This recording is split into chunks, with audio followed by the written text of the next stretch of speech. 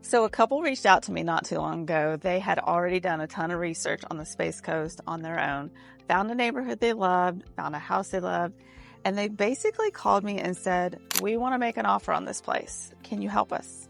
And I was like, "Absolutely. But before we do anything, I've got a few questions for you. Tell me about your boat." They've got a big center console, nice boat. So I started asking about it. How tall is your tower? What's your total air draft? What are you planning to rent from this dock? And they kind of paused. They hadn't gone that deep on it yet. They knew the house was on the water. They knew there was a dock. They felt like that was enough. So I said, before we write anything up, we need to go take a look at the bridges between the dock. We need to go take a look at those bridges between the dock and where you want to go, because that boat of yours has some height to it. And I want to make sure this actually works for your life before you fall in love any harder than you already have.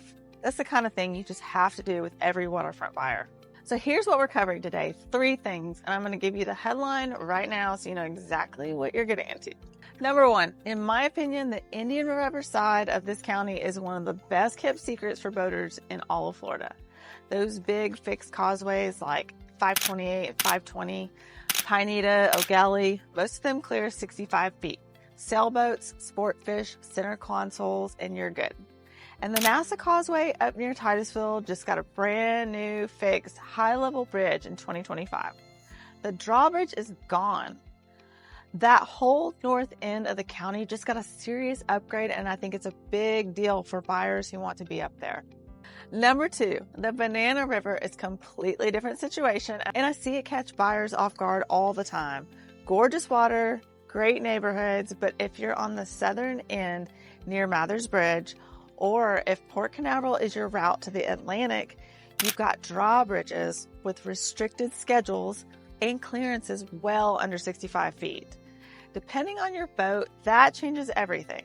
And number 3, the single most important piece of advice I give every waterfront buyer before they fall in love with a property is to know your boat's air draft, not your length, your air draft. That one thing tells you whether a home actually works for your life before you ever step inside. I'll explain exactly what I mean and what to do with it. But first, let me tell you who I am. I'm Carrie Leota. I'm a realtor here on the Space Coast, and I've been helping people buy and sell homes in Brevard County for years. I live on the water, I have a boat, it's genuinely my life, and I care deeply about making sure people who are moving here land in the right home and not just a pretty one. And this is Pepper. I also run a private Facebook group called Moving to Brevard County, Florida, and I want to invite you to join it right now, so just go ahead and scan that QR code on the screen. In that group, you've got locals who've lived here for decades, people who are right in the middle of their move, and boaters who know every bridge and every waterway on this coast. It is the kind of place where you can ask questions, the ones you can't Google, and get real answers from people who have actually been there. So come join us now and let's talk bridges. All right, let's start with the good news. And there's genuinely a lot of good news here. And I say that as someone who runs a boat out of this county regularly. My honest take on the Indian River is that this is one of the most underrated boating situations on Florida's entire East Coast. And if you can get a property on the Indian River itself or on a canal that feeds directly into it, you are in a great position, and here's why. Every major causeway crossing the Indian River, 528, which is the Bennett Causeway, 520 out towards Cocoa Beach, 404, which is a Pineda Causeway, 518, East O'Galley, all fixed bridges, all 65 feet of clearance, all day, anytime, no waiting, no schedule, you just go. For a boater, that is a dream. And here's the one I'm most excited about right now. The NASA Causeway up near Titusville. That used to be a drawbridge. And I know a lot of boaters who had complicated feelings about that stretch because of it. Well, they finished replacing it with a brand new fixed high-level twin span in March of 2025. That drawbridge is gone. And in my opinion, that is a meaningful change for anyone looking at waterfront properties on the north end of Merritt Island or along Titusville riverfront. That whole corridor just became much easier conversation for boaters. I'll flag one thing up because I think you should know it exists. There's still a railroad bridge on the ICW near Titusville called the JJ Bridge. Closed position, it's only about 7 feet of clearance. Sounds alarming, but in practice, it sits open almost all the time. It only closes when an actual train is coming through. It's automated and it gives you advance warning. Most boaters who are there, they regularly will tell you it barely registers in their daily lives, but I'd rather you hear it from me now than be surprised by it later. Bottom line, on the Indian River, if you're a boater and you want the most seamless access to open water, this is where I'd be looking. So put it on your list. Okay, here's the part of this conversation that I feel most strongly about, because this is where I see the biggest gap between what buyers imagine and what's actually true on the water. And I've lived it personally enough times out here to feel confident telling you this. The Banana River. If you don't know it, it's the body of water that sits between Merritt Island and the Barrier Island. Cocoa Beach side, Satellite Beach side.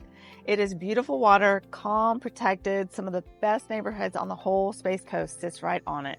I completely understand the appeal. But here's my take. If you're running a boat with any real height to it, you need to understand your routing before you buy on the Banana River, because the Banana River is not the Intracoastal. The ICW doesn't run through it, and getting from Banana River to open water means navigating around some bridges that are worth knowing about before you fall in love with an address. The one I want to highlight specifically is Mathers Bridge. It sits on the southern tip of Merritt Island. It's a low-level, historic swinging bridge. It's been there since 1927, and honestly, it's got character. But character doesn't clear your tower. If you've got a boat with any height to it, and your property is in that southern Merritt Island area near the Banana River, Mathers Bridge is a real conversation. It opens on schedule, it serves the community, but it's a constraint. Go look at it before you buy near it. Then there's Port Canaveral, and I want to talk about Port Canaveral because it's genuinely one of the best ocean access points in Florida's East Coast. Deep inlet, well-maintained. I completely understand why buyers want a property that gives them clean access. But to get from the Indian River to the Banana River into Port Canaveral, you're going to go through Barge Canal. And on that canal, you've got a drawbridge. And there's a schedule. This last one is the advice I give every single waterfront buyer I work with before we've looked at a single home together. And it's exactly what I walked through with the couple at the beginning of the video. Know your boat's air draft. The measurement from your water line to the absolute tallest fixed point on your vessel. Your radar arch, your outriggers, your hardtop, whatever is the highest thing on the boat that doesn't fold down or come off. That number, write it down and know it. I'm not just telling you this as a realtor. I live on the water. I run a boat. I deal with air draft and tidal windows and bridge clearances personally. So when I tell you that this is the number one thing that changes everything about how you should be shopping for a waterfront home, I'm telling you that from experience on the water. Here's how I think about it. Every bridge between a property's dock and open water has a clearance number. Your air draft either clears that number or it doesn't. It's really easy as that.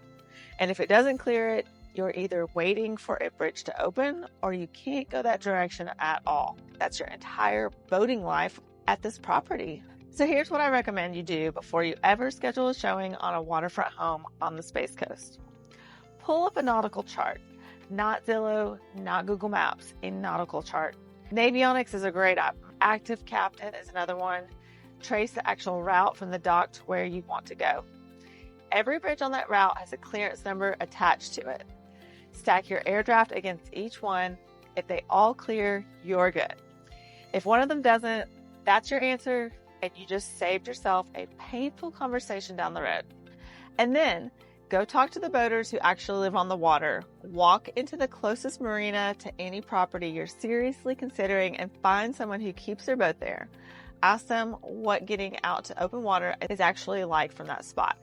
What they know from living it every day is worth more than any chart, any listing sheet, and honestly, more than anything I can tell you from real estate perspective.